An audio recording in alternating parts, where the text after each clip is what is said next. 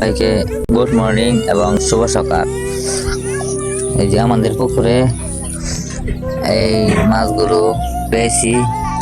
এই পুকুরের মাছগুলো আমরা চাষ করি না, এমনি পুকুরে বাংলা মাছের সাথে এগুলো ছিল।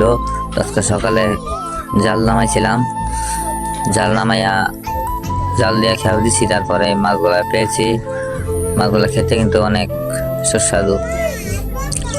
এগুলো মাছ সবসময় আমাদের পুকুরে পাওয়া যায় বা থাকে, আর আমরা মাছ বাংলা মাছের সাথে সবসময় এগুলো আমরা রাখি, কারণ এগুলো খেলে অনেক সুস্বাদু। বাজারের মাছ ওগুলো বেশি একটা ভালো লাগে না, বা ওগুলা তেল অনেক।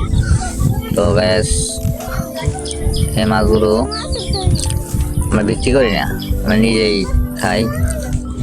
তো এই যে সামনে যিনি আছেন উনি আমার ছেলে, ওনার জন্য সবাই দোয়া করবেন। ওনাকে আমি যেন মানুষের মতো মানুষ করতে পারি। উনি অনেক ভালো মানুষ এবং সেও মাছ খেতে খুব ভালোবাসে।